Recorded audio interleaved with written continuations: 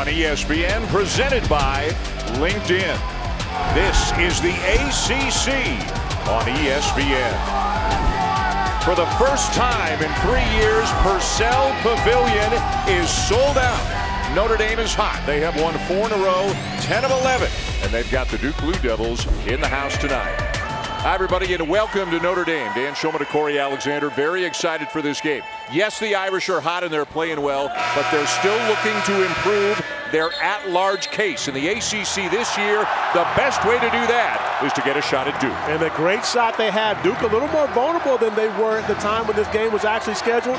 So for Notre Dame, who's one of the hottest teams in college basketball right now, a great opportunity. And you look back 30 days ago when they were supposed to play this game, Notre Dame was 7-5, and now at 14-6, they're playing great basketball, winning 7 of their last 8. Yeah, Duke had a COVID pause, so that's why this game has been rescheduled, and the students are awfully excited about that. They are all wearing green. We thought the Irish might come out in green, but they've been playing well in the whites, so they're staying with those. Stick with what's working. The officials, Ted Valentine, Lee Cassell, Brian O'Connell, and the Blue Devils get the opening possession of the game.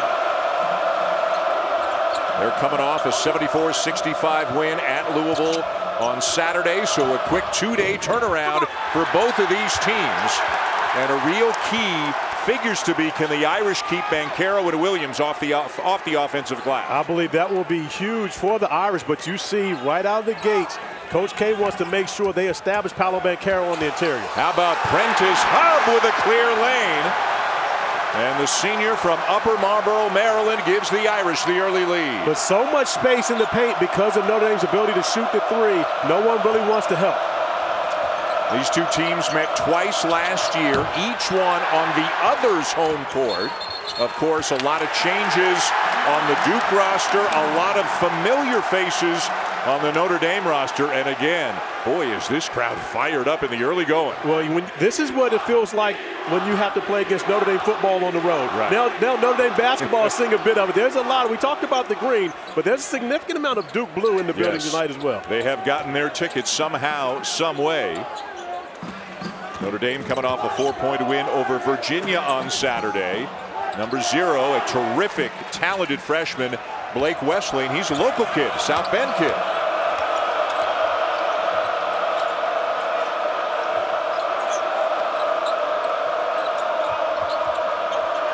A.J. Griffin coming off a 22-point effort against Louisville Saturday.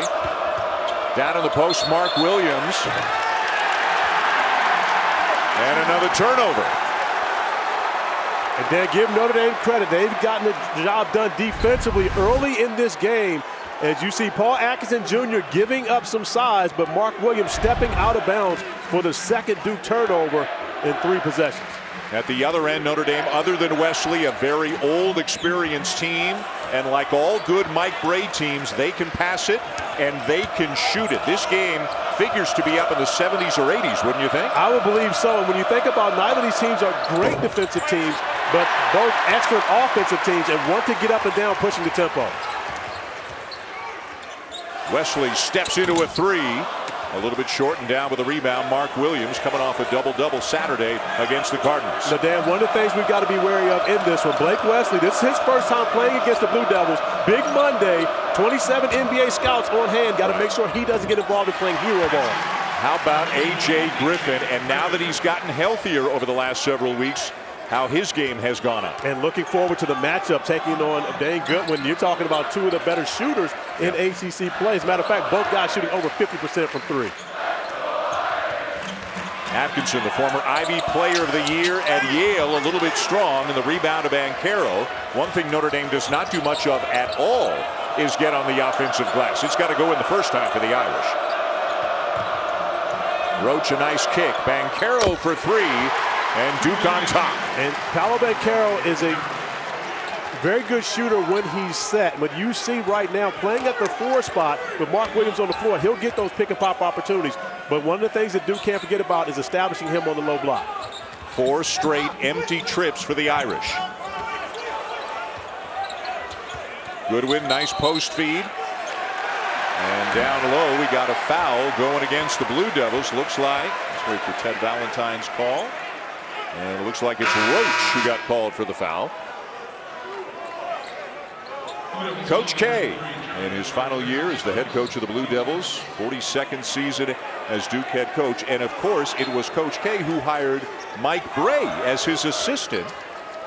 Took him away from DeMatha and Morgan Wooten back in 1987. And Mike Bray had an 8-year run as an assistant coach with the Duke Blue Devils, including a couple of national championships. And Mike Bray has the distinction of being able to say he was assistant coach to the greatest high school coach and possibly the greatest college coach of all time.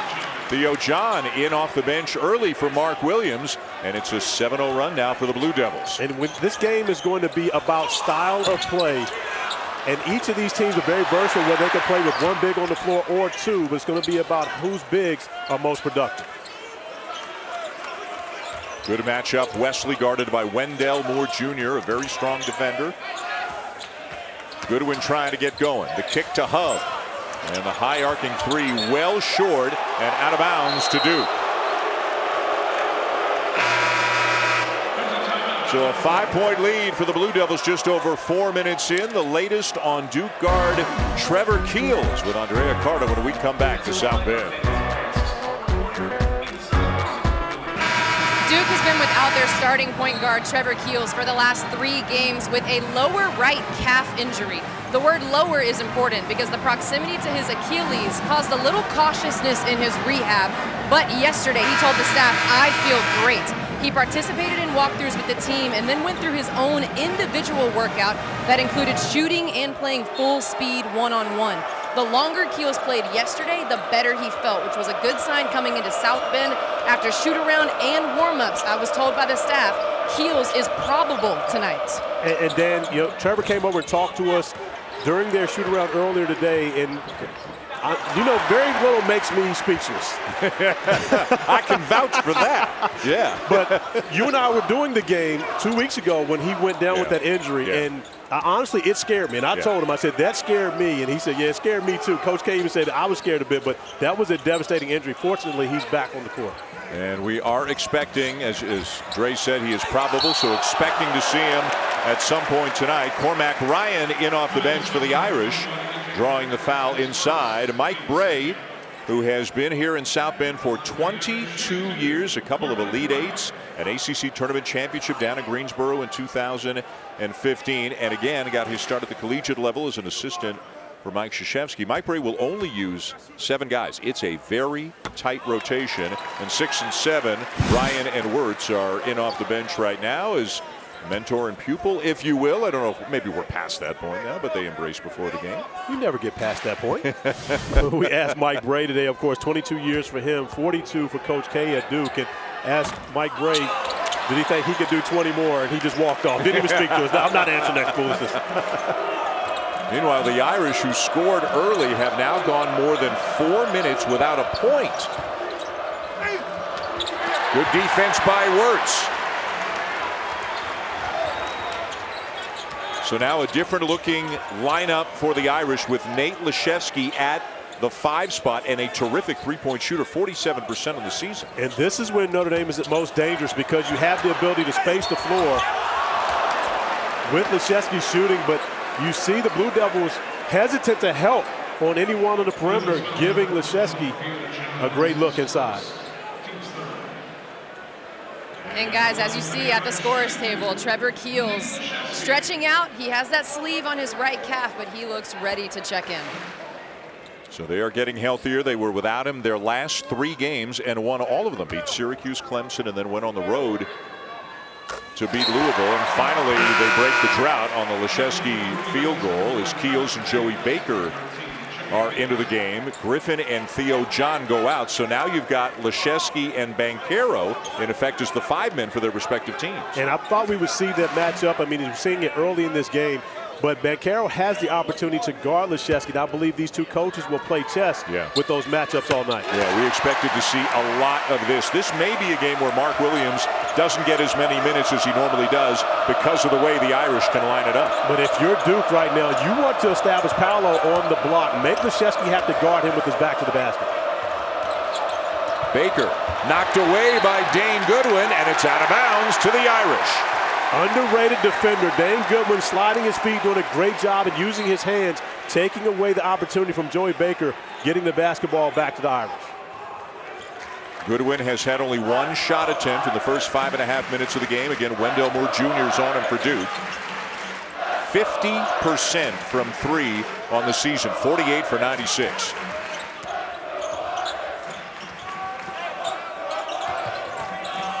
Irish won't rush it. Ryan got a switch. Deep one for Goodwin, and it's short, and a great box out there by Jeremy Roach on Nate Laszewski. Absolutely, giving up almost a foot. And Roach comes down and takes an ill-advised shot. Maybe he felt like he earned that one on the box out. I'm not sure. Coach K. Yep. Well, as a matter of fact, now I know Coach K because he was irate screaming at Jeremy Roach. We might have to revise our this game's going to get into the 70s or 80s, isn't it? I mean, I don't want to take that back this early in the night. Well, you said it. Yeah, wasn't me. well, Just you agreed. Goodwin draws a foul on Roach. And we talked about Coach K saying, no, we're not doing that. That's not what we're here for. Talking to Jeremy Roach about that shot just after we praised Roach for the great box out defensively. But, again, that doesn't give you the right to go down and take the ill-advised shot. And then he picked up his second foul on the other end, so he's back to the bench. Griffin back in. Mark Williams back in. Baker to the bench as well. And Wesley and Atkinson have come back in for Notre Dame. There's a lot of who you got. No, I should have this guy. You go get that guy. And I think we're going to see that all night long. If you see Atkinson on the floor, Mark Williams is going to be in the game to make sure they get him his minutes. But Notre Dame is much more dangerous with Laszewski at the 5, and I believe Mike Bray will use that lineup more often. Williams with a deep touch. Duke by 5. Great vision by Wendell Moore as Mark Williams comes up and then retreats from the screen. Atkinson chased him and was out of position. Nice backdoor cut. Oh, and it won't stay down for Trey Wirtz. And the Irish have just one made field goal 7 minutes into the game. And Duke extends the lead on a power drive by Banchero. That's one of those unguardable plays. Paolo Banchero just going downhill with a full head of steam like that. No one is going to be able to stop it. And how about in this alignment, a Banchero finds himself at least right now on Dane Goodwin. Nice pass. Ryan to Atkinson. Cormac Ryan recognizing he knows Mark Williams, the shot blocker, is going to challenge. Does a great job dropping it off to Atkinson. Stanford transfer second year with the Irish. Cormac Ryan behind the back. Banchero contested 19-footer. Ryan the rebound.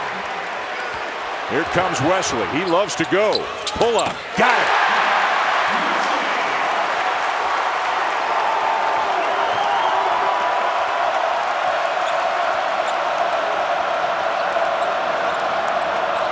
A little run here by the Irish and a Duke turnover.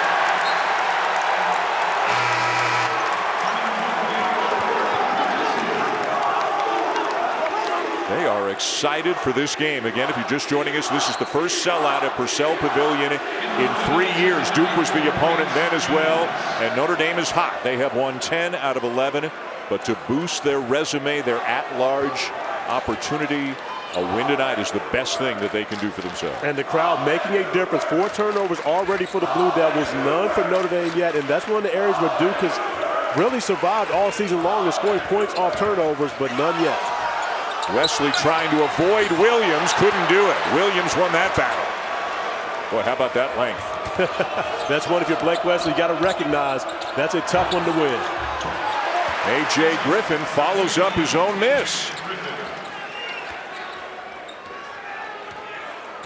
We talked about the versatility of Duke offensively. Now they're playing with Griffin at the 4 position. And, of course, when you're talking about a 50% three-point shooter, you can space the floor as well, leaving Mark Williams to have the block all on his own.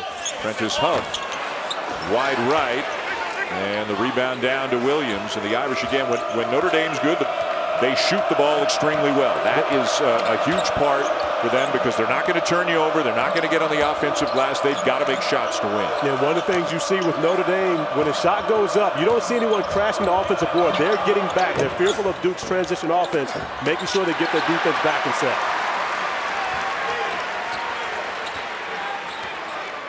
Wesley, 6'5" freshman, Riley High School right here in South Bend. top 100 prospect, but a guy who right away in practice at the beginning of the year, Mike Bray went, whoa, this kid's pretty good. And Mike Bray didn't get much opportunity to see him last year because of COVID. So when you consider the fact that he showed up first time opportunity with him, he was pretty impressed with what he saw. We'll visit with Mike Schmitz, our NBA draft expert, on the other side. Talk Banchero, Wesley, and others. ESPN's exclusive presentation of college basketball is presented by LinkedIn. Whatever you're in it for, we're in it together.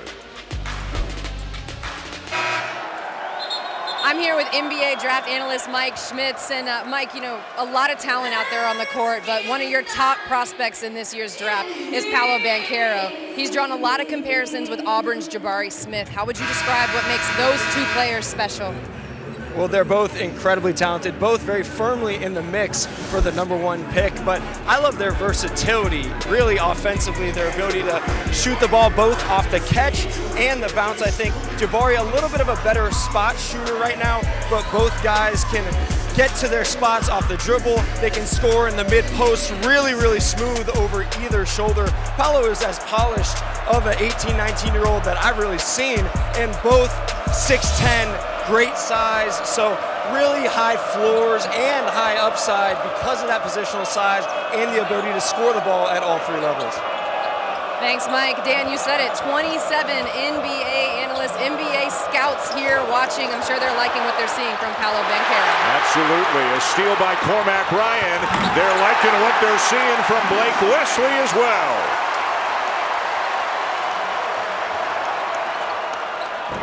Around and out on the three for Trevor Keels. And back come the Irish. And then we have to expect Trevor Keels' timing to be a bit off. Hasn't really been able to go 5-on-5 for 2 weeks. And stepping back in, being able to work out is one thing, but when you have to go live action, it's a completely different scenario. Look at this matchup right now as Mark Williams finds himself on Prentice Hub at the moment on the wing. How do the Irish get Goodwin going? It'll be Ryan with a three and another around and out for Notre Dame. But that's a play where if you're Prentice Hub, you have to throw your hand up, make sure everyone recognizes there is a mismatch. You can get downhill. Of course, the shot blocker's guarding you. Get to the rim. Joey Baker, he's one of the outside shooters for Duke, comes in off the bench, and he shoots 41% from beyond the arc on the season. Well, there's more college basketball action coming your way tonight as Big Monday presented by LinkedIn continues. West Virginia's in Waco to take on the Baylor Bears right after us tonight here on ESPN. Baylor battling some injury issues at times. We'll see how they look tonight down in Waco. And then combined, these two teams are 1 for 12 from three. Nice move by Paolo Banchero, unable to finish it off. As we got opportunity to see just a little bit about what Mike Schmitz was talking about, his ball handling ability, but unable to finish on that possession. Well, I think both teams have to be feeling like they've missed some opportunities offensively. Williams may not have blocked that, but he sure as heck altered it. He absolutely altered it and then gathered the basketball coming back down. Won't get credit for a block or a rebound, but definitely made a difference on that play. Keels to Williams and a chance for a three-point play. When you talk about altering a shot defensively, this is what it looks like. You're talking about a 50% field goal shooter going to the basket, but having to differentiate the way he wants to be able to approach that shot simply because of the ACC's leading shot blocker coming over to affect it. So what would you do? You're 19-year-old Corey Alexander, and you're playing against a guy like Mark Williams. How does it impact you? Well, 19-year-old Corey Alexander had very little fear. Let's start about that. But back then, we were taught to pull up. I'm not going to go in there and challenge Mark Williams. I'm going to pull up for a mid-range jump shot, but if I do get too deep, and you know I'm not a floater guy, right, but I'll throw it to the ceiling. He ain't blocking my shot. Williams to the bench.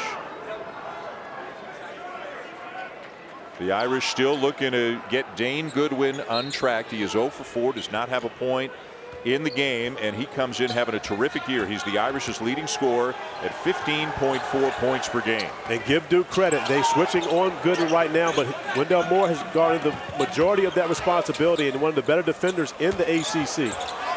Atkinson, good hands by Moore to take it away.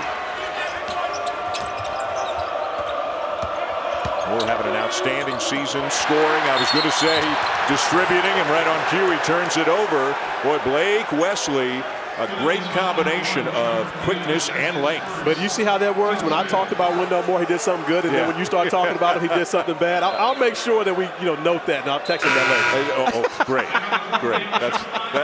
That's all I need.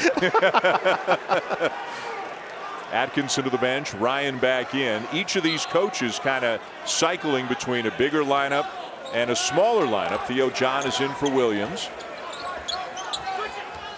Prentice Hub, who has really picked up his play recently after a slow start to the season. Ryan has it taken away, and right now Duke just playing tremendously well at the defensive end. And doing a great job with their hands. You see that, many of the Duke players getting a hand on the basketball, deflections, getting them opportunities to go back offensively. Neither team shooting it well, but Duke doing a much better job defensively. How about Banchero? It's 6'10", 250, refuses a screen, pulls up at the free throw line and buries it. And then I know that there are three guys in the midst of that #1 pick. You talk about Chet Holmgren, Paolo Banchero, and Jabari Smith, but if I'm the team picking, I'm taking 5 in this Brotherhood blue right now. Right. He is special. He's got 7 tonight. Duke leads by 8 in a low-scoring first 12 or 13 minutes here at South Bend. And it'll be Notre Dame ball. Another good defensive play, this time a block by Theo John. Corey's going inside the play. Maybe send it into the ceiling, like you said, when we come back. One of the things Notre Dame likes to do, spread the floor a little bit, create some areas for their shooters to get good looks. Tell us what happened on this play. Well, Paul Atkinson isn't a three-point shooter, but Mike Bray uses this action to bring the shot blocker, Mark Williams, out of the paint area. Williams should stay in the paint, otherwise he goes out to Atkinson, leaving that area open for Prentice Hub to be able to get an easy layup. Mark Williams had to come out of the game after this possession to have a conversation with the coaching staff, letting him know Paul Atkinson on the scouting report is not a three-point shooter. Let's stay back and protect the rim. Notre Dame just 4 for 20 from the field so far. And a 5-second call. They didn't get it in time. And this Duke team is doing the job defensively in this. Notre Dame, who makes over 10 three-point field goals a game in ACC play, 0 for 6 from 3 right now, and only shooting 20% from the field. And coming out of a timeout, you can't get the basketball inbounds. Give Duke a lot of credit for what they're doing defensively. Keel seeing action for the first time in a couple of weeks. Atkinson got a piece of it. The kick out to Baker. And around and out on the 3. Leshevsky wraps up the rebound and is fouled by John.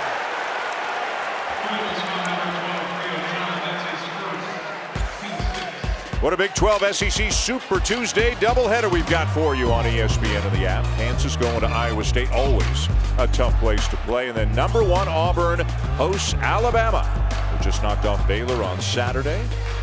Well, my Tuesday night's planned. How about you? Oh, I think I'll do the same. Actually, I may have to work. Oh, you're working. You're going to Louisville. I may have to work tomorrow. All right. I'll be flipping back and forth between your game and those games. Text me updates. All right. There we go. And away from the ball, we got Leshevsky called for a foul, pleading his case with one of the officials, Lee Cassell. That was one of the areas where Notre Dame was actually good in this game early. They weren't turning the basketball over, but now 4 turnovers for the Fighting Irish, as you see. I believe they get Leshevsky underneath on that one. Atkinson's look clean, but still another turnover for the Fighting Irish. And when you're not shooting the basketball well, you got to make sure you get opportunities. 1 assist, 5 turnovers for the Irish so far in the game. John banging with Atkinson off the back of the iron.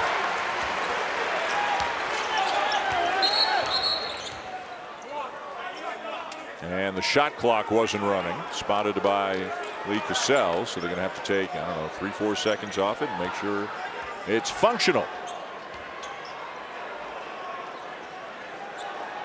Then I'm keeping a special eye on Trevor Keels just to see if he's running, with his normal gait, if he's limping around a little bit. But, give him credit for not going out trying to do too much early. He's taking the ball to the basket a couple of times and not fearful at all, not playing ginger on that calf. Wesley switches hands, left it short. Big week for Duke here tonight and then at Carolina on Saturday in the first of 2 regular season matchups between the Blue Devils and the Tar Heels. Do you think the Blue Devils actually get up for any more game up because they get everyone's best shot. Right. So when you think about it from that standpoint, are all the games pretty much similar to them? I don't think so. I don't think so. I mean, they get up for this one, but man, Duke and Carolina. Atkinson, nice spin, but Banchero might have gotten a piece of it. Miami up at the top of the league. And speaking of a big week, Notre Dame, as you mentioned, this game was rescheduled. So Notre Dame's in a Saturday, Monday, Wednesday, Saturday stretch. They're going down to Miami tomorrow to play Wednesday night. Yeah, in the midst of 5 games in 11 days for Notre Dame. So Mike Brey going to find out a lot about his team during that stretch. Banchero called for the travel. Well, there's been a pretty good dose of sloppy at both ends of the floor so far tonight. It has been that, but when you consider what Duke's been able to do defensively, that's been the difference maker in this game. Neither of these teams shooting the basketball well, 30% and 18.2% respectively. But the Blue Devils getting it done defensively, that's what changed. And when I said this game was going to get into the 80s, I meant combined. Yeah, exactly. And I was with you. That's why I agreed. Thank you. Atkinson with a lay-in, and the deficit for the Irish is now to 6.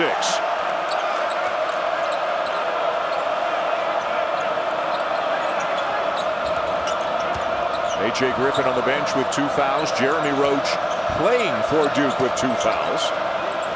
Banchero passed up the 3, and another turnover.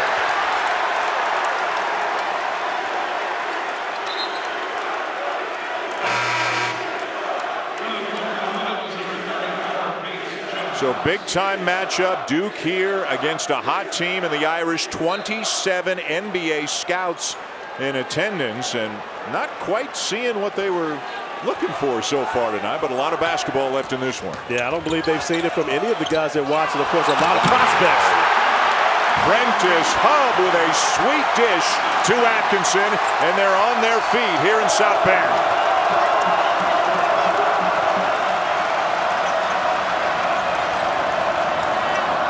Great backdoor cut, and Keels heading to the line. Nice pass from Roach. High school teammates, those two. Coach K getting an opportunity to talk to Paolo Banchero after back-to-back turnovers and getting him out of the game, sit down for a little while, have a conversation, and recognize the moment, but also still a teaching moment. We look at Paolo Banchero and talk about how great he is. He's still a freshman. That's one of the things that I think people often forget. He's learning his way around the college basketball floor. As is Trevor Keels, who burst onto the scene with a 25-point effort at the Champions Classic against Kentucky. And again, back for the first time in a couple of weeks tonight.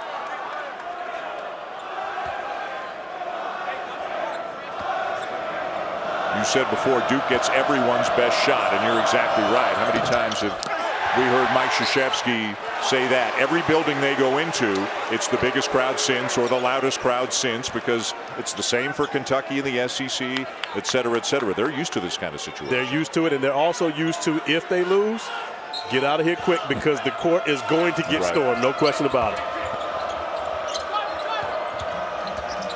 Keels into the paint. Spins around and hits. Well done. I believe he's starting to get comfortable there. Yeah. I think that Trevor Keels right now realizes the calf is okay. It's time for me to start playing basketball. As poorly as things have gone, though, for Notre Dame. Down only by 7. A block by John. And it's out of bounds to the Irish. Theo John, not quite the shot blocker that Mark Williams is, but he is still a terrific lane protector for Duke coming off the bench. He's such a luxury to have when you consider Mark Williams and Paolo Banchero your young front court, but to have Theo John as a 5th year coming in off the bench and really steadying things at times where they might get a little out of control because of his experience. He's an asset for the Blue Devils. Bates Jones is in the game now as well for Duke, the grad transfer from Davidson. Hub. Nice kick. Leszewski. And Notre Dame still looking for its first 3. They're 0 for 7. Nate Leszewski shoots 50% from 3 here in this building. But that was a rushed shot because of the Duke defense rotating out.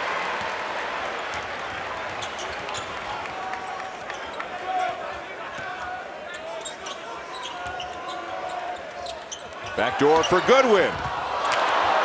can't buy one right now, and a little bit slow getting up. Nice fake by Jones, and the easy lay-in to extend the lead to 9. He's actually gotten a few more minutes the last couple of games, and he has contributed when given the opportunity. Had 5 points in 10 minutes last week against Clemson. And we can say the same for Base Jones as we say, of course, with Theo John. You're talking about 2 fifth-year guys, grad transfers coming in and having immediate production off the bench at a time where the starting front court is struggling. Shot clock at 5. Hub trying to get around John, scoops it up off the rim. Atkinson, no. Boy, there is a lid on the rim right now for the Irish. But everyone in the building wanted wanted goaltending on that shot. Theo John going up does hit the rim, or at least the net, which shakes that basketball out of the rim.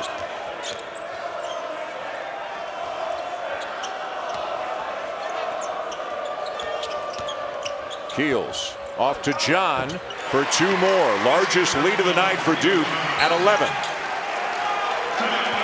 And a timeout taken by Mike Bray. Jerome Bettis hoping to see a W. He's back here in Notre Dame finishing up his degree. ESPN's exclusive presentation of college basketball is brought to you by Progressive Insurance. Save when you bundle auto, home, or motorcycle insurance. Visit progressive.com. That report just minutes away with Seth and Fonz. Kevin Nagani here in studio. Deja vu all over again. We'll take a look at last year's Final Four teams, including the defending champs Baylor, which they play later on tonight here on ESPN. So they slow the tempo down, the Irish. Love it. Where's the offense? Oh, Dane Goodwin's 0 for 5. He's their second leading scorer. They've got to get him going, Seth, and they've got to make their threes. 0 for 7 from 3. Part of the upset, own the tempo of the game, but your best players can't be 2 for 14. Wesley and Goodwin, they've got to play better. Hey, Corey, can you teach those guys to make some jumpers? Coach, with this right hip, I'm not sure, but I can demonstrate it, but I'm not sure I can help these guys out right now. But, you know, one of the things that if you're Notre Dame, you want to try to do is continue to attack downhill. No shot blocker in the game for the Blue Devils right now. You want to try to get in that painted area.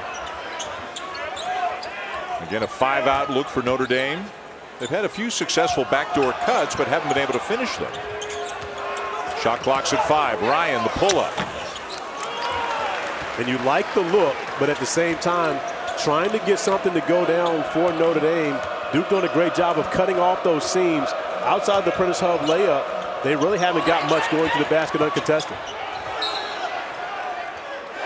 That is going to be Duke ball is the ruling, much to the dismay of Dane Goodwin.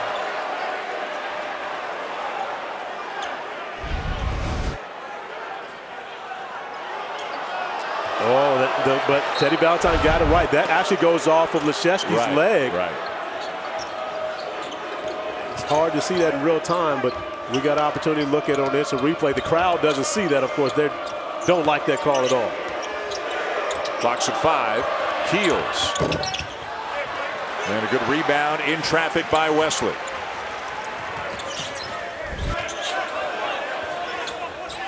The Irish still looking for their first 3 of the night. Tough 2 there by Wesley.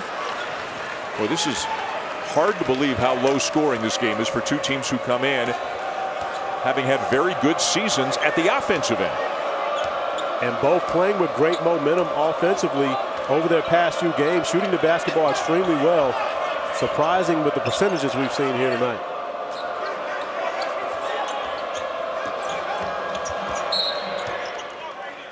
And Leszewski just got called for a foul on an arm bar, so that'll be the second on Nate Leszewski.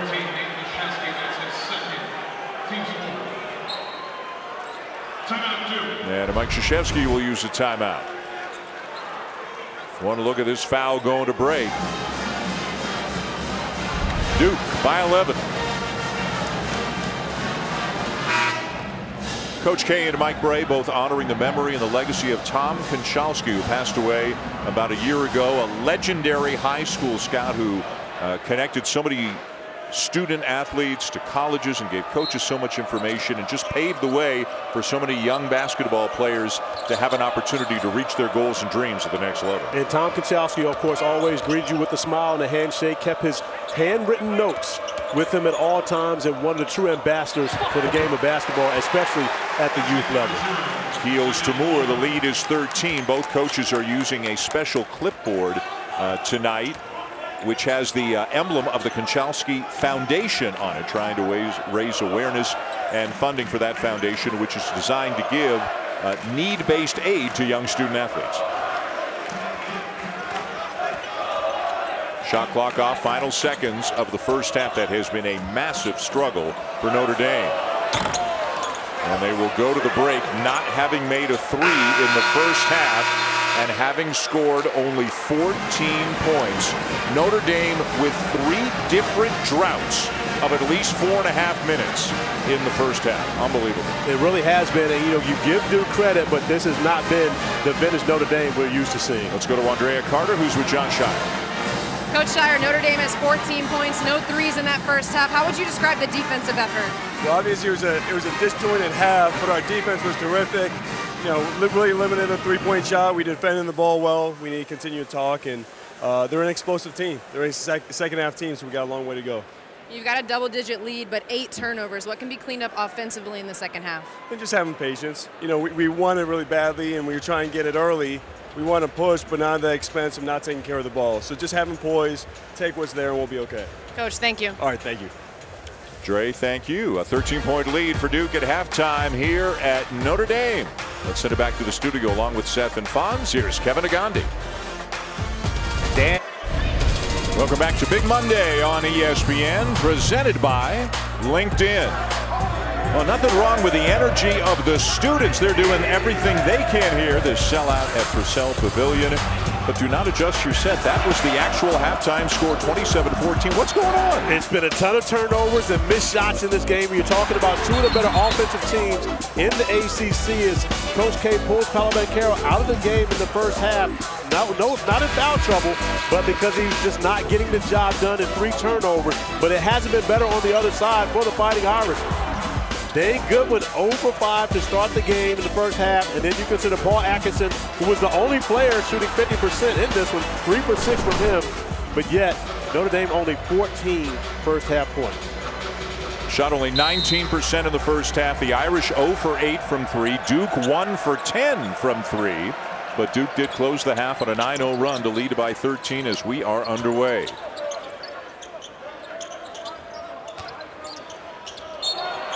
And right out of the chute, Jeremy Roach picks up his 3rd foul. Mike Bray is known as a terrific offensive coach. What do you think he needs to tell his guys, or what do his guys need to do to score the ball in the second half? Honestly, I believe they have to calm down. And we talked about this environment. It's Big Monday. You're playing against Duke. You got a sellout for the first time in 3 years. And I honestly believe they came out with nerves. And now when you consider the nerves make you miss your first couple shots, and then you're making uncharacteristic plays and turnovers similar to that one, you know, that doesn't help your offense. And right now, I don't think Notre Dame is playing with much confidence on the offensive end. It's a little bit surprising in that they have a lot of older players, and several of them have won at Cameron, which they did last year. And have had success against the Blue Devils, as you mentioned. So when you think about that, this should be a moment that they really were kind of looking forward to in comparison to shying away from. Shot clock at 3. Roach into the lane. Tip back up and in by Williams. And you mentioned early, that's one of the areas where the Blue Devils can affect this game. If you don't make shots, go get it off the offensive board. Notre Dame struggles to keep bigs off the offensive glass, and a great job by Mark Williams, a great touch.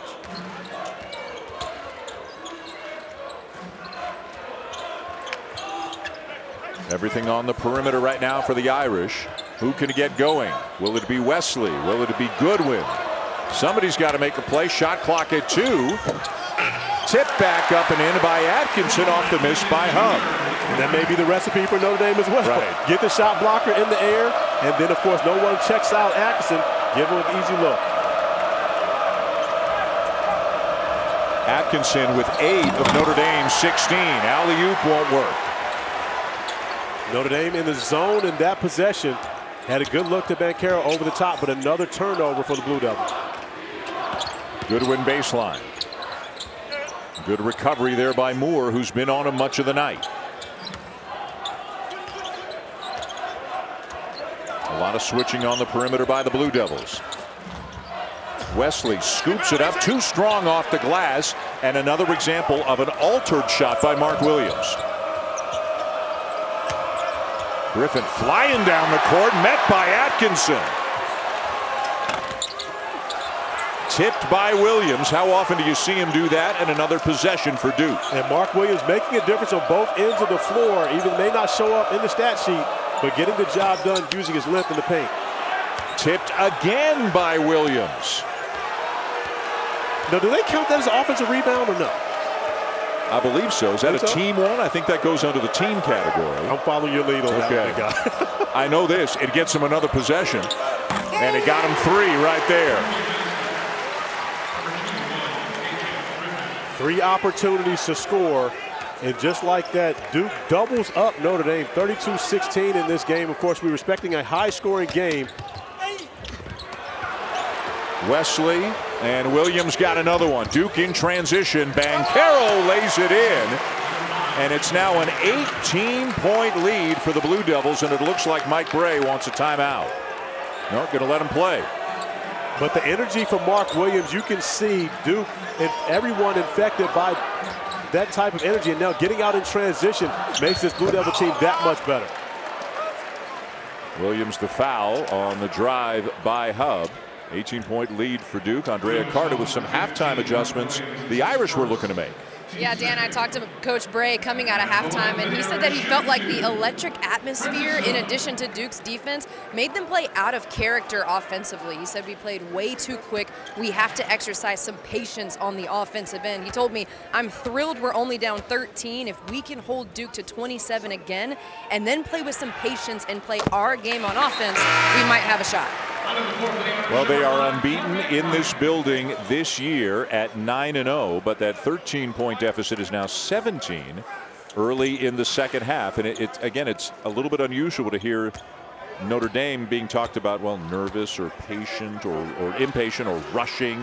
Those aren't things we normally associate with this Irish team. Yeah, outside of Blake Wesley, you're talking about all veteran players on this Notre Dame roster. So definitely interesting to see this is the way that they've reacted to this environment. A hot team that's got a huge week ahead of them with a game at Miami Wednesday, and then they're at NC State on Saturday. Williams, great feed to Banchero.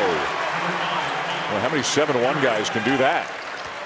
Very few, and more importantly, Mark Williams has been able to stay on the floor, and because of his effectiveness, Coach K deciding to keep him on regardless as to who's in the matchup, because he's making a difference on the offensive glass and defensively as well.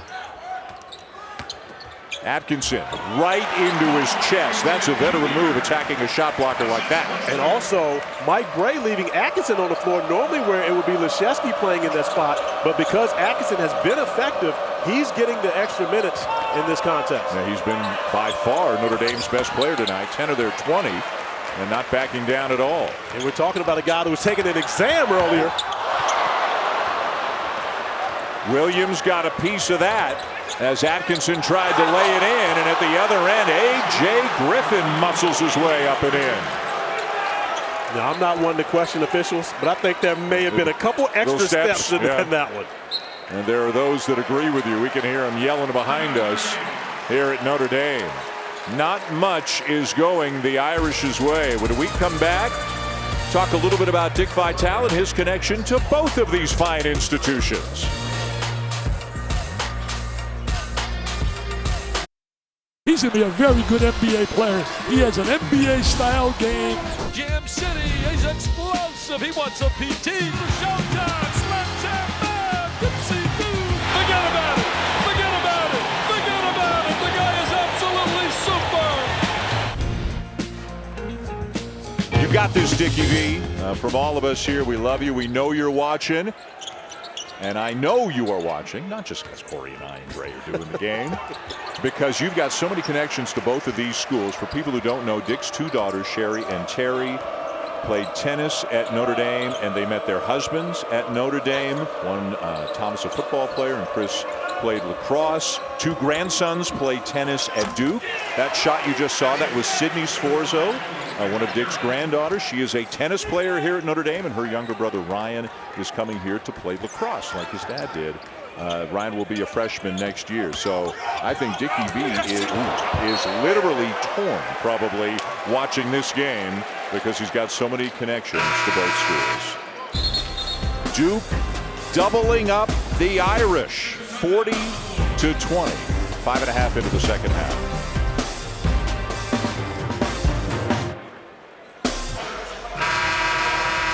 Well, Dick Vitale's got a book out, The Game I Love. All proceeds, of course, go to the V Foundation. So we encourage you to have a look and order your copy. And also the great gala that is put on every year down in Sarasota in May. Again, it raises millions of dollars every year. As much has been done, much more needs to be done. So Dickie V, keep doing what you're doing. He and I text almost every day. In addition to fighting cancer, Dickie V also right now is having a throat issue, and he can't talk right now, as you know, Corey. But he's an excellent. I mean, he can text. He's good at that. And he and I talk almost every day by text. And Dick, we know you're watching, and we love you, and we can't wait to be back with you courtside very soon. And on the book, it says, "Hey, look at how the game of basketball has evolved over his career. However, it's honestly the way that he has evolved the game of basketball throughout his career. College basketball has never had a figure as important as Dick Vitale. Right. When you consider what he's done from 1979 until today, bringing this game to the forefront, he has more to do with the evolution of college basketball than anyone."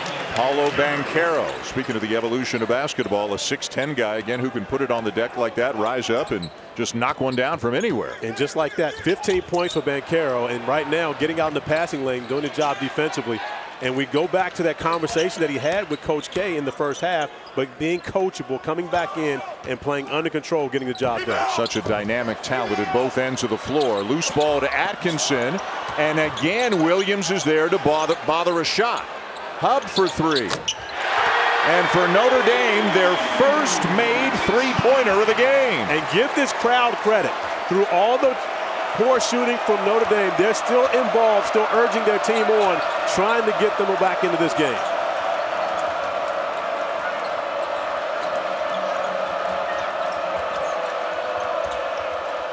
Again, Banchero pulls up, not this time, but tipped back out, but it bounces free to Leshevsky for the slam. Well, Mr. Alexander. They've got a lot of work to do, but a 5-0 run is a good place to start. And that's the way to get some energy. Defensively come up with some stops as Griffin does a great job. And puts the finger to the mouth to quiet the crowd on the way back. A.J. Griffin's one of these guys, folks in the Duke program will tell you whenever he misses, they're surprised by it. That's how pure of a stroke they feel he has. Yeah, Coach K has simply said he is our best shooter. And, of course, when you get that type of praise from the GOAT, you've got to appreciate it. But Griffin doing a great job showing off that strength. And then, of course, everyone calm down. We're still here. Did you ever shush the crowd? I did. You did? I did, believe it or not. Because you were 19-year-old Corey Alexander. Exactly. Yeah. Big Day made all 5 of his threes Saturday at Louisville, including 2 of them late. The game was tied at 60. And then Duke took a 2-point lead, and then bang, bang, 2 threes, and all of a sudden it was 68-60 as Griffin pretty much ended that.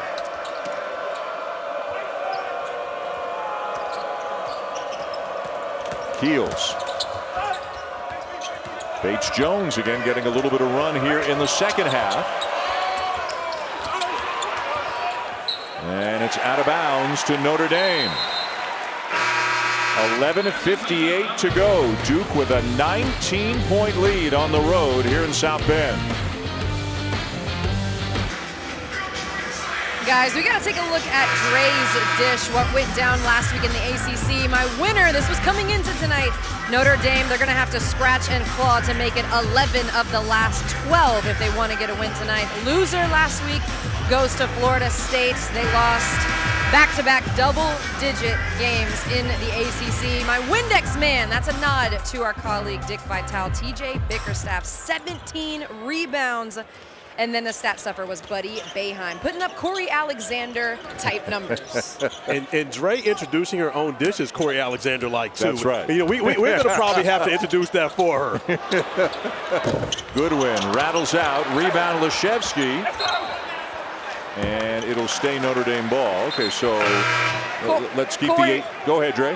Corey, I'm just learning from you. You know, I've spent a lot of time with you already, rode to the game with you, ride to shoot-arounds with you. I think you're rubbing off on me a little bit with this third-person speak, first-person speak. I'm not sure I'm really happy about this development. I was about to say, Dre, if there's anyone you might want to have to rub off on you, it might be Shul.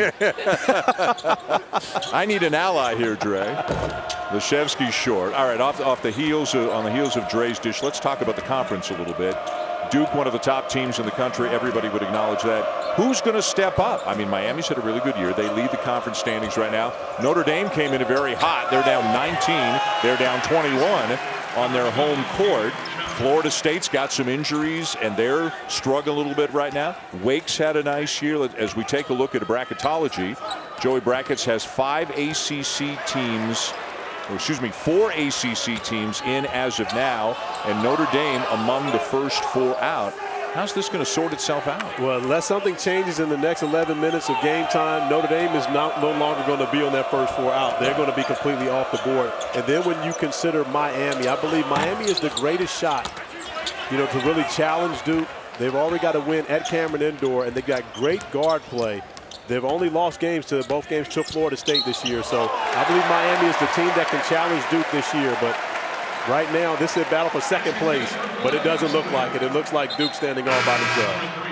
As you mentioned, Miami with a win at Cameron, 76-74 back at the beginning of January. There is no return match between those two during the regular season. What a lineup we've got for you this weekend. Saturday, the NHL All-Star Game is at 3 Eastern on ABC and ESPN+. A couple of college hoop Sonic blockbusters on ESPN. Baylor, Kansas, Kentucky, Alabama. Sunday, the Pro Bowl is on ABC, ESPN, ESPN Deportes, and Disney XD. What a weekend lineup across the family of networks. And a special shout out to our director, Scott Johnson, who has threatened to storm out of the truck unless I mention that the Cincinnati Bengals are in the Super Bowl. He is as big a Bengals fan as I know, and boy, is he having a good couple of days. So Paulo Banchero, I mean, we've seen 5 or 6 different ways that Paulo Banchero can hurt you at the offensive end. And he's really calmed down here in the second half. We saw the 3 turnovers in the first half. They got to pull it out of the game, but not just offensively, making plays defensively as well. Again, 27 NBA scouts are here, and they got to be impressed by what they've seen from Banchero tonight. And I would have been more impressed if he would have shot that 3.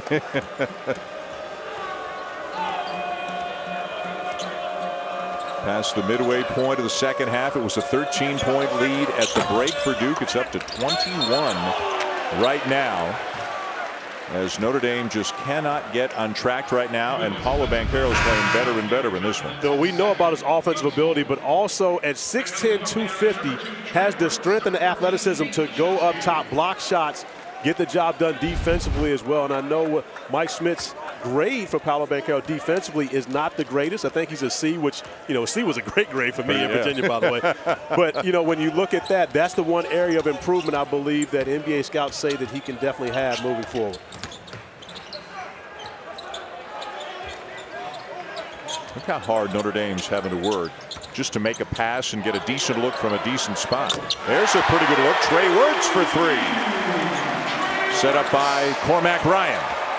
And Ryan and Wirtz coming off the bench. They are the 2 reserves that Mike Bray uses, but both these guys transferring in and now in their 5th years have opportunities to be guys that give give Notre Dame a big lift off the bench. Keels from the baseline. Weak side rebound to Wirtz. Wesley, way too strong. Very quick shot on that trip.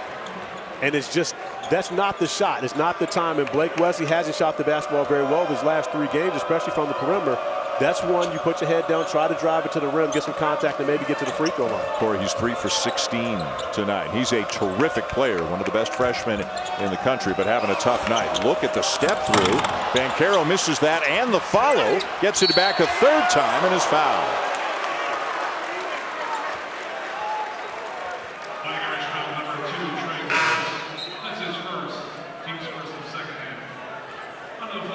first onwards. Wesley out, Hub in. Goodwin returns as well, and Goodwin still has not scored in this game. You've got some really experienced, capable offensive players for Notre Dame who just cannot get it going tonight. And once again, you know, we have to give Duke credit defensively, but one of the things I think for Notre Dame, they've really gotten away from what they do best. And Duke's pressure, extending them out, hasn't really allowed them to get into the lanes. They haven't been able to beat guys one-on-one. Williams over Atkinson, rebound Hub.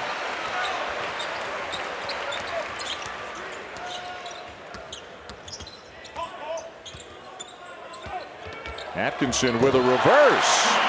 He's having a really good night. It's been a great matchup between those two guys. If you take this game and just say, look at Mark Williams versus Paul Atkinson Jr., that has been very good basketball, seeing these two big guys go at it. We haven't seen much from anyone else.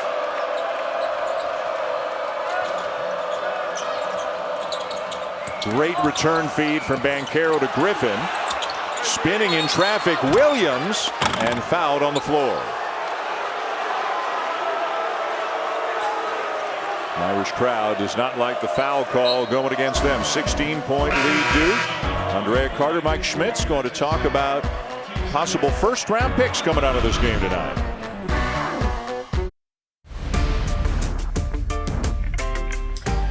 Coming up tonight, Baylor hosting West Virginia. I'm here with Scott Drew, and his incredible office is going to take us through a tour of some of the most sentimental things. Also shows off some of the bling.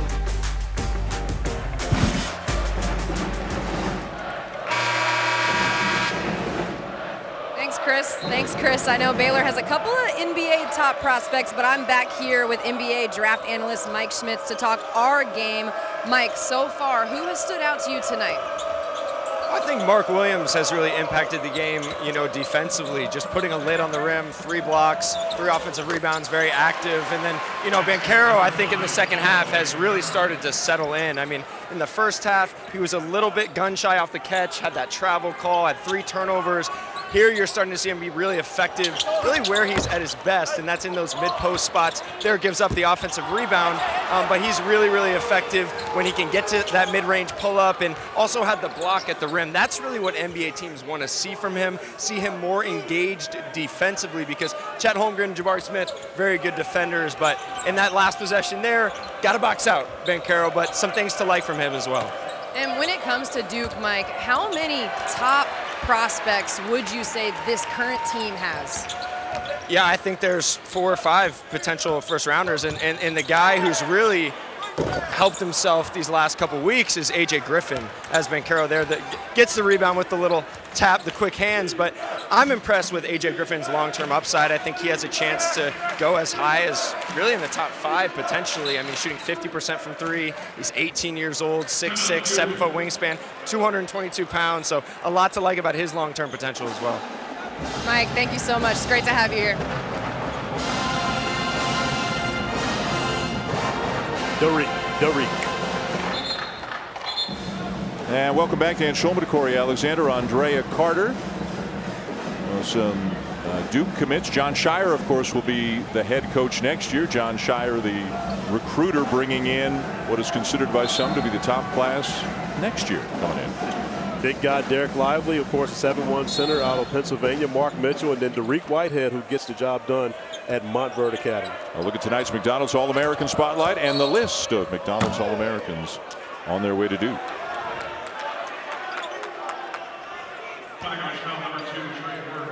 It sure seems like it will be, or already is, a seamless transition from Mike Krzyzewski, who's been there for 42 years, to John Shire. And Coach K loves the way that they've transitioned this. Of course, I'm sure it was his plan, but at the same time, to be able to do it in this manner and allow Shire to be able to take over the recruiting process and take some of that off of his plate going into this last year, but still giving him the opportunity to coach this team, this last team, which has national championship potential, to see how far they can get down the road. Duke struggling from 3 as much as Notre Dame is, but Duke handily winning the battle of the twos despite that effort there by Cormac Ryan, but it is still a 16-point deficit for the Irish. And Mike Gray talked to us about that pregame. He wanted to try to make teams make tough twos because he felt like they could make enough threes to offset the opponent, but that just has not been the case here offensively for the Fighting Irish tonight.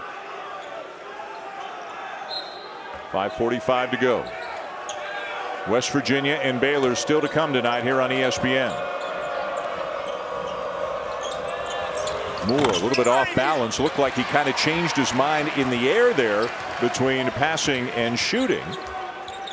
Notre Dame with just 34 tonight. Atkinson has that one altered at the rim. The last time Notre Dame scored fewer than 45 points. You got to go back a ways, but they're in definite jeopardy of that tonight. That's the old Big East days when every game was a slugfest, and you've got a bunch of older players going at it. But this Notre Dame team averaging 76 points per game throughout the season and ACC play, and just have not been able to get it going tonight. Well, how many times? Got to be 4 or 5 times tonight we've seen a Banchero put the ball on the deck, pull up for a 16 to 18 footer and knock it down. Nice look from Ryan, gathered in by Wirtz and fouled by Keels. Williams foul number 1, Trevor Keels. That's his second. Team's fifth. Monday, the tournament, a history of ACC men's basketball, premieres on the ACC network for the first of 2 episodes of this 10-part documentary at 9 and 10 Eastern. The story begins with the first ACC tournament in 1954 and runs through the 2020 season. New episodes every Monday at 9 and 10. Don't have ACC network? Go to getaccn.com for instant access. They got me.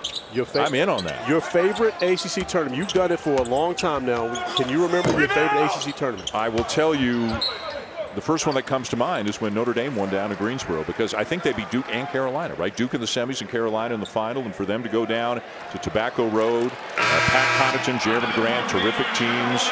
Now, I'm talking about the ones I've done. Like, we could go back and talk some Randolph Childress if you want back. No, we're not going to talk about that. All no. right, I'm sorry. We're just not talking about him. So that was not your favorite ACC tournament. I was in a cast for that one, so it was not. There's Digger Phelps. Of course, when he coached Notre Dame, they were an independent. The head coach of the Irish for 20 years, won almost 400 games, took them to a Final Four, and as he proudly told us today, graduated all 56 of the players that he had who stayed for 4 years. And Digger, of course, one of the Hall of Fame personalities you're going to meet throughout this lifetime, and has been a great ambassador for the game of basketball as well. What's your favorite ACC tournament memory? Well, of course, I'll go with the 2 Virginia wins over the past 10 years where, the Wahoos were able to take home the crown. As a player, of course, 1993 for me, but when I look back at it, I've got to say that as a member of the media, being able to call the 2019 ACC tournament and seeing what Zion Williamson did coming back off an injury during that tournament, that was surreal when you consider not having played and then coming in and playing the way he did in those 3 games. I have a special place in my heart and a little lower back pain still from when Kyle Singler ran me over in Greensboro back in the day. Now, if you would have said my favorite moment, I would have said that one. Timeout on the floor, 3:36 to go, and Duke on its way to a win on the road. ESPN's exclusive presentation of college basketball is presented by LinkedIn. Whatever you're in it for, we're in it together. Welcome back as we take a look now at our Capital One rewarding performance, and Mark Williams has had a significant impact on this game. He really has, and not all of it shows up in the box scores as you look at the offensive rebound, the tip back, and then a nice find to Paolo Banchero putting the ball on the floor. But most importantly, what Mark Williams does best in the ACC, the leading shot blocker in denying opportunities for their opponent. 3 blocks, but has altered a ton of shots. J.R. Knesny, a freshman from right here in South Bend, number 1 for the Irish, is in here in the late stages with this one decided, and pretty much decided, you would think, in favor of the Blue Devils. Griffin again, boy, He is strong, and he's just got a way of getting up in the air, muscling it up and in. And versatile. The ability to move off screens, shooting the basketball, of course, we know is a strength for him, but doing a great job defensively as well. When you look at Dane Goodwin, Notre Dame's leading scorer, 0 for 7 in this game, still yet to score. By far the best player tonight for Notre Dame is that guy right there, the grad transfer from Yale, Paul Atkinson Jr.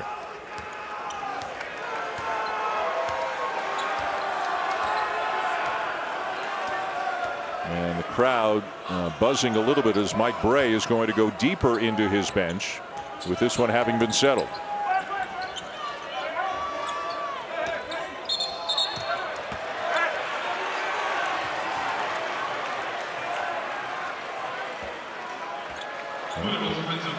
All over them on the glass and all over them on the scoreboard. Pretty similar numbers. But we were expecting Duke to come in and out-rebound Notre Dame. That's not a surprise. The surprise of this is the fact that Notre Dame, after playing 37 and a half minutes, only 36 points. And I don't believe that Mike Bray has coached a game where you consider they've had this type of futility on the offensive end of the floor. No. Their leading scorer, Dane Goodwin, just came out of the game likely for the last time and scoreless on the night. 0 for 7 from the field, averaging better than 15 a game, and that'll get you shaking your head on the bench. Tough night for him.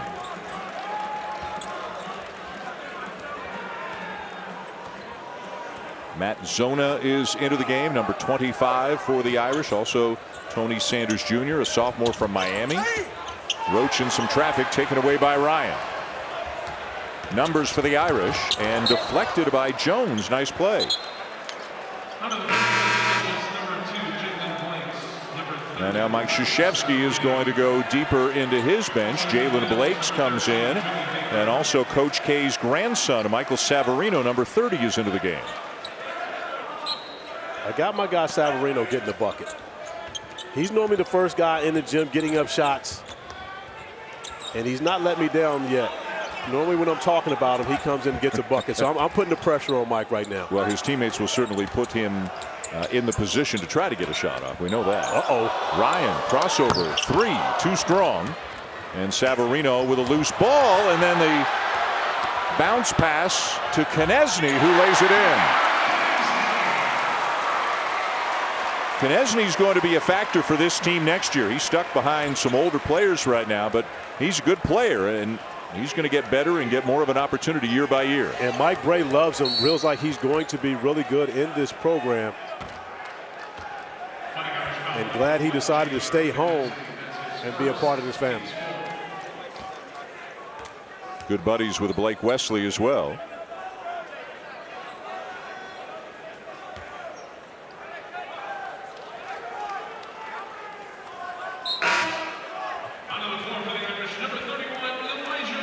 Mark Williams played a lot better than those numbers make it look like. As we mentioned, he impacted every part of the game. Paolo Banchero in the second half especially just kind of took over at times, Corey. He really did. And, you know, one of the things we forgot to mention in this game is Nate Laszewski actually went over 1,000 points in this game for Notre Dame, now tying, I believe it's Duke, with 67 1,000-point scorers. If you're the Irish, you got to turn the page quickly on this one. You're getting on a plane to go to Miami tomorrow and play the Hurricanes on a Wednesday night. Duke does not play again until Saturday when they go to Chapel Hill to take on the Heels.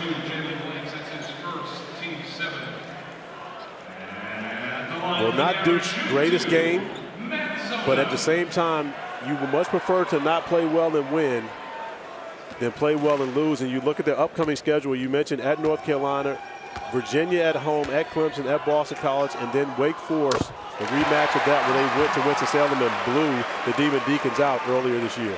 And you and I will be at Cameron a week from tonight for that game against Virginia. Mike Krzyzewski has to be so pleased with his team's effort at the defensive end tonight. A couple of free throws for Zona.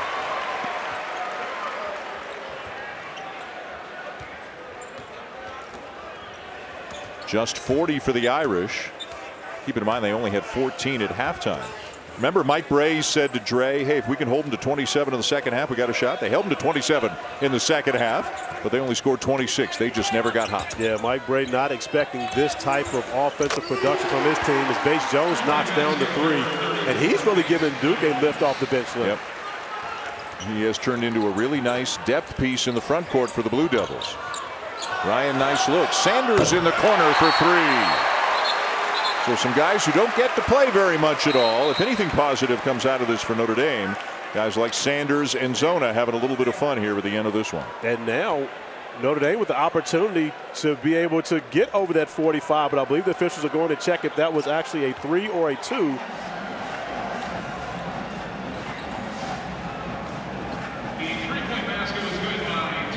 It was scored a 3 on the court as Lee Cassell and Brian O'Connell have a look at it. Or is it a clock issue? We're trying to find out.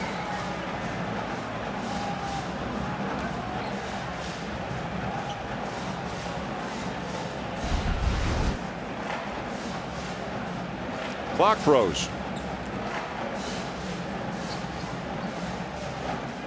Definitely a 3. Yeah, it's a clock issue. They got to take a few seconds off the clock. No, Dan, and no disrespect to anyone involved, I'm not sure if this lack of time running off the clock is going to be that important in the outcome of this game. Yeah. So you lose 8 seconds, 9 seconds of game action. Where that does become interesting, though, is now the possibility for Notre Dame to get over 45 becomes a non-factor because Duke will dribble out the clock and not give them another opportunity in the offensive end. Duke will go to 18-3 on the season, 8-2 in the league. The Irish, who would come in winners of 4 in a row, will drop to 14-7, 7-3 in league play. And a quick turnaround, as we mentioned, in Miami on Wednesday night. Mike Krzyzewski and Mike Brey, they've known each other forever. Coach K hiring Coach Brey back in 1987. He spent 8 years on the staff. An impressive defensive performance tonight for the Duke Blue Devils. Absolutely was. And for Notre Dame, the good thing about it is you don't have to sit on this one long. Another game on Wednesday night at Miami. I'm not sure if Mike Brey will even have his team watch the tape on this one. Just get rid of it. The final score from Purcell Pavilion here on the campus of the University of Notre Dame is Duke 57 and Notre Dame 43. Paulo Banchero leading the way for Duke with 21 points and 9 rebounds. His consistency has been as impressive as his talent and his excellence in his freshman season. It absolutely has been. And, he was sped up a little bit in the first half, knowing that it was a big game and a big moment. And Dre's got him.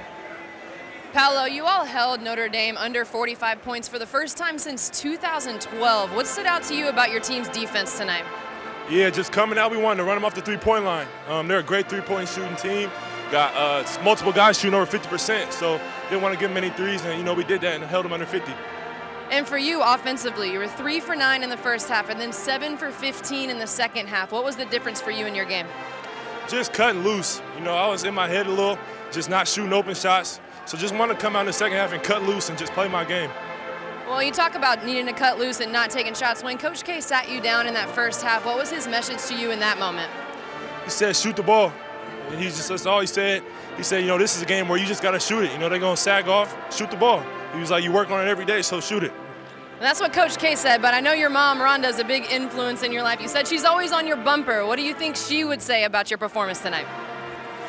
I don't know. I'm going to go look at my phone after the game, and we're going to see. Awesome. Congratulations on the win, Paolo.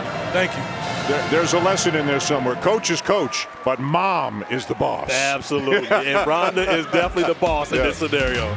Duke beats Notre Dame here in South Bend. Again, the final score of the Blue Devils 57 and the Irish 43. For Corey Alexander, Andrea Carter, and our crew, I'm Dan Schulman. Thanks for watching. Let's go back to Kevin and the gang again in the studio.